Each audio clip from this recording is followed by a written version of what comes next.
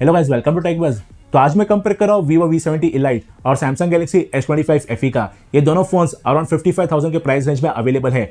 Vivo V70 Elite पे दिया है Snapdragon 8s Gen 3 और Samsung में दिया है Exynos 2400। तो आज मैं दोनों का एक डिटेल्ड कंपैरिजन करूंगा, बात करूंगा दोनों के design, camera, features and gaming performance के बारे में और आपको बताऊंगा दोनों में से कौन सा फोन लेना बेटर होगा। लेकिन उससे पहले अगर आप हमारे चैनल पर पहली बार आए हैं तो हमारे चैनल को सब्सक्राइब करके बेल आइकन दबा लीजिए ताकि आपको फ्यूचर नोटिफिकेशन आ सके। और अगर आपको पसंद आए तो इस वीडियो को लाइक एंड शेयर करना मत भूलना। तो चलिए शुरू करते हैं।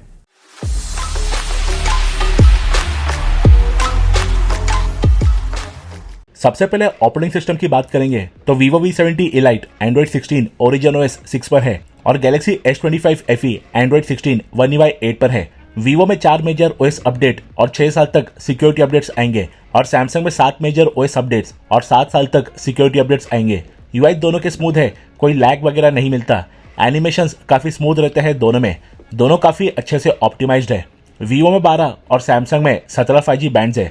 Vivo में Wi-Fi 6 और Samsung में Wi-Fi 6E है और Wi-Fi कवरेज का रेंज Samsung का थोड़ा सा बेटर है। दोनों में Bluetooth 5.4 और NFC भी है। दोनों में काफ़ी कस्टमाइजेशन ऑप्शंस है, जिससे दोनों में काफ़ी सारे विजेट्स है। दोनों में लॉक्स इन कस्टमाइजेशन के लिए काफ़ी वैरायटी है और दोनों में कलर पैलेट फॉर UI वाला ऑप्शन दिया गया है और दोनों में थीम स्टोर भी मिलता है विथ वाइड वैरायटी। Vivo में ये 3D स्पेशल इफेक्ट वॉलपेपर भी डाल सकते हैं। दोनों में कंपनी ऐप्स है ब्लोटवेयर्स के लिए अलॉन्ग विथ कुछ third party apps, but Vivo में ऐप मार्केट और ब्राउजर में कुछ एड्स आती है। सिक्योरिटी वाइज Samsung बेटर है नॉक्स के वजह से। आप स्पीड टेस्ट करते हैं इनका। Vivo में दिया है Snapdragon 8s Gen 3 और Samsung में दिया है Exynos 2400 चिप और दोनों पावरफुल चिपसेट है। AnTuTu बेंचमार्क्स में Vivo सिर्फ 7000 ज्यादा स्कोर करता है Samsung से। अब इसे परफॉर्मेंस में कितना फर्क पड़ता है वो आगे पता चल जाएगा। तो दोनों फोन्स सेम वाईफाई पर कनेक्टेड है और सभी बैकग्राउंड ऐप को क्लियर कर दिया गया है। सबसे पहले चालू करते हैं Asphalt 9। Vivo में 8 और 12GB और Samsung में सिर्फ 8GB रैम का ऑप्शन है और Vivo में 8 या 12GB और Samsung में 8GB का वर्चुअल रैम भी मिलता है। दोनों में LPDDR5X रैम है। Vivo में UFS 4.1 और Samsung में 128GB में UFS 3.1 और 256 512GB में UFS 4.0 की स्टोरेज है। ये गेम पहले Vivo में खुला है। नेक्स्ट ओपन करेंगे BGMI। दोनों में बैलेंस है HDR तक एक्सट्रीम FPS और अल्ट्रा HDR पर अल्ट्रा FPS का सपोर्ट है, बट Samsung में स्मूथ पर 120 FPS और Vivo में 90 FPS मिलता है, बट मोस्टली Vivo में भी 120 FPS जल्दी आ जाएगा। तो BGMI पहले Samsung में ओपन हुआ है, टॉप स्कोर है 1-all। नेक्स्ट चालू करेंगे हंग्री शार्क एवोल्यूशन। Vivo में 6500 और Samsung में 4900 mAh की बैटरी है और Vivo में 8 घंटे का और Samsung में 6 घंटे 40 मिनट का स्क्रीन ऑन टाइम मिलता है। हंग्री शार्क भी Samsung में पहले खुला है। अब ओपन करेंगे सबवे सर्फर। Vivo में 90 वॉट और Samsung में 45 वॉट की फास्ट चार्जिंग मिलती है वायर से। Samsung में 15 वॉट वायरलेस और रिवर्स वायरलेस चार्जिंग भी है और Vivo में रिवर्स वायर चार्जिंग है। सबवे सर्फर भी Samsung में ही पहले खुला है।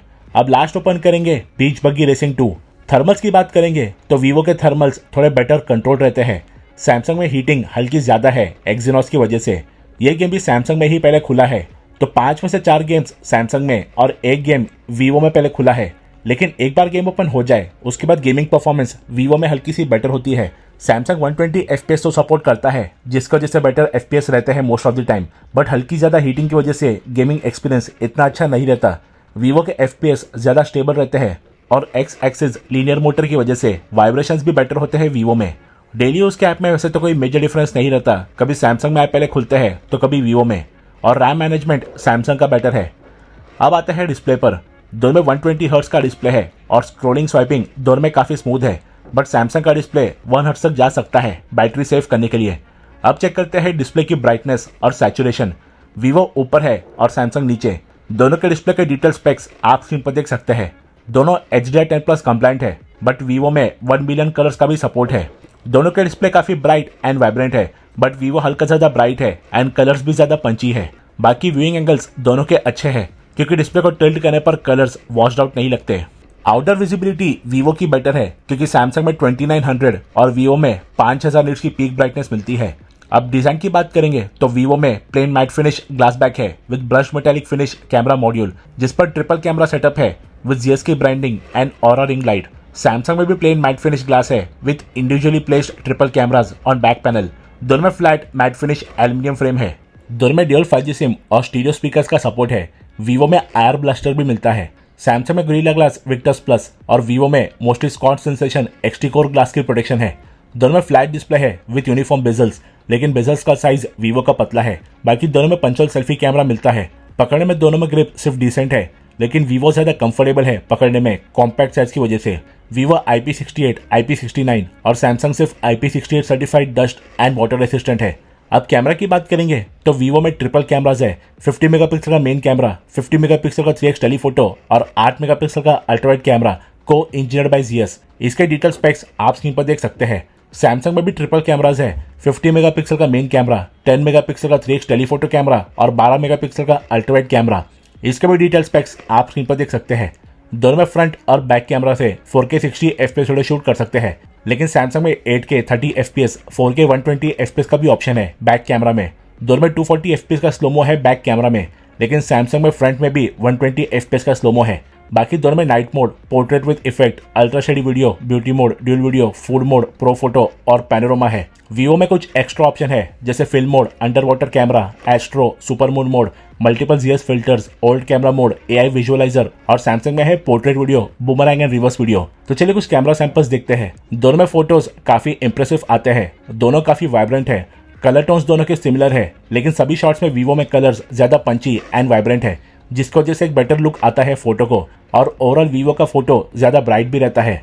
दोनों में 50 मेगापिक्सल का कैमरा है और डिटेल्स वीवो में बस मार्जिनली बेटर है। दोनों में अल्ट्रावाइड लेंस भी है और यहाँ कलर्स एंड डायनेमिक रेंज दोनों वीवो के ही बेटर है, बस सैमसंग थोड़ा शार्प है। दोनों में 3x ऑप्टिकल जूम मिलता है, लेकिन वीवो का 50 मेगापिक्सल का जूम लेंस है, इसलिए वीवो की डिटेल्स बेटर होती है और कलर्स भी वीवो के ही प्रॉपर है। वीवो में 100x और सैमसंग में मैक्स 30x तक जूम कर सकते हैं, जिसकी वजह से वीवो में बेटर जूम शॉट्स आते हैं। HDR दोनों का काफ़ी अच्छा काम करता है क्योंकि हाईलाइट्स और शैडोज के बीच अच्छा बैलेंस है, लेकिन ओवरऑल फोटो की ब्राइटनेस एंड कलर्स वीवो में बेटर आते हैं। पोर्ट्रेट्स दोनों में अच्छे हैं। स्किन टोन्स तो सैमसंग के एक्यूरेट है, लेकिन ओवरऑल फोटो थोड़ा सा डल दिखता है। वीवो ज़्यादा ब्राइट एंड वाइब्रेंट है, लेकिन स्किन को थोड़ा ब्राइट कर दिया है। डिटेल्स वीवो में बेटर है और एजेस दोनों में अच्छे हैं। दोनों में 3x पर भी पोर्ट्रेट ले सकते हैं। कलर्स में फर्स्ट फोटो जैसा ही डिफरेंस है और डिटेल्स और एजेस इस बार वीवो में बेटर है। वीवो में एडिशनल 100 mm पर भी पोर्ट्रेट ले सकते हैं, जो काफ़ी अच्छा डेप्थ इफेक्ट देता है फोटो को। इंडोर पोर्ट्रेट में कलर्स सैमसंग के बेटर है लाइटिंग के हिसाब से। वीवो ज़्यादा वार्म हो गया है एंड ज़्यादा वाइब्रेंट है। डिटेल्स और एजेस दोनों में अच्छे हैं। बाकी इंडोर शॉट्स में वीवो बेटर है क्योंकि मोस्ट ऑफ द शॉट्स में कलर्स ज़्यादा एक्यूरेट एंड वाइब्रेंट है और डायनेमिक रेंज भी बेटर होता है। वीवो में मैक्रो मोड भी दिया गया है, जिसकी वजह से ऑब्जेक्ट के काफ़ी सामने से फोटो ले सकते हैं, जो सैमसंग में पॉसिबल नहीं है। वीवो में टेलीफोटो मैक्रो का भी ऑप्शन है, जहां ये 3x लेंस से मैक्रो फोटो लेता है, जिसमें काफ़ी अच्छा डेप्थ इफेक्ट आता है फोटो को। लो लाइट परफॉर्मेंस में वीवो क्लियर विनर है क्योंकि वीवो का फोटो ओवरऑल ज़्यादा ब्राइट आता है। डार्क एरियाज में डिटेल्स थोड़ी बेटर होती है, कलर ज़्यादा प्रॉपर एंड वाइब्रेंट है एंड लाइट कंट्रोल भी वीवो का ही बेटर है। सैमसंग कुछ ब्राइट लाइट्स को थोड़ा ओवर एक्सपोज करता है, कॉन्ट्रास्ट कम है और हल्के कूलर कलर टोन्स है। आउटडोर सेल्फी में डायनामिक रेंज दोनों का अच्छा है। कलर टोन्स तो दोनों के सेम है, बस वीवो हल्का ज़्यादा वाइब्रेंट है।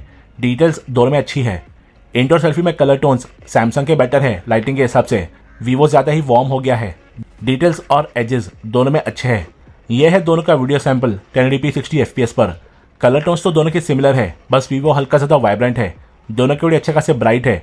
दोनों में OIS है और स्टेबलाइजेशन दोनों का सिमिलर और अच्छा है। डायनेमिक रेंज दोनों का काफ़ी अच्छा काम कर रहा है क्योंकि हाईलाइट्स और शैडोज के बीच प्रॉपर बैलेंस है और सन ऑपोजिट में आने के बाद भी अच्छा बैलेंस मेंटेन करते हैं दोनों।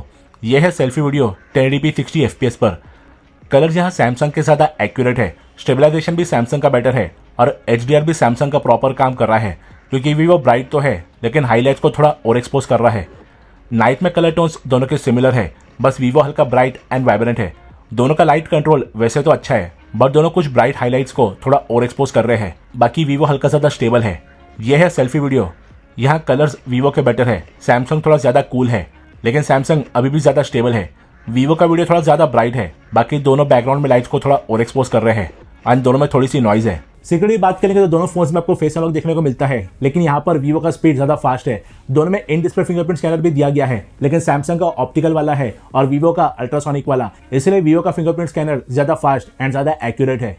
दोनों में काफ़ी AI फीचर्स मिलते हैं, जिसे दोनों में सर्कल टू सर्च वाला ऑप्शन है, जिसमें कहीं भी सर्च करके आप गूगल के थ्रू उसकी डिटेल्स देख सकते हैं। और दोनों में जेमिनी AI का इंटीग्रेशन मिलता है। दोनों में AI इरेजर वाला ऑप्शन है, जिससे ये अनवांटेड ऑब्जेक्ट और पर्सन को अच्छे से डिटेक्ट करके रिमूव कर सकते हैं दोनों में AI फोटो एनहांसर मिलता है जो कि डिटेल्स को बेटर करता है फोटो के। सैमसंग में रिफ्लेक्शन रिमूवर भी दिया गया है। दोनों में इमेज एक्सटेंडर फीचर दिया गया है जो आपके फोटो में साइड में ब्लैंक एरियाज को जनरेटिव फिल से भर देता है। दोनों में live call translate, AI summary जैसे फीचर्स मिलते हैं। दोनों में वॉइस रिकॉर्डिंग को वर्ड्स में कन्वर्ट करने का ऑप्शन है। दोनों के नोट्स ऐप में टेक्स्ट को AI से रीराइट, ट्रांसलेट और कंपोज कर सकते हैं। सैमसंग में आप अपने फोटो पर कुछ भी ड्रॉ करके उसे एक एक्चुअल ऑब्जेक्ट में कन्वर्ट कर सकते हैं और पोर्ट्रेट स्टूडियो में अपने फोटो को डिफरेंट स्टाइल्स में कन्वर्ट कर सकते हैं।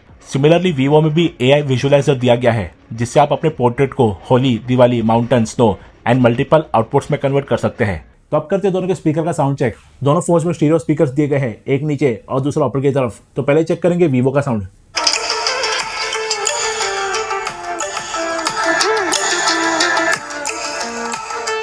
अब चेक करेंगे सैमसंग का साउंड।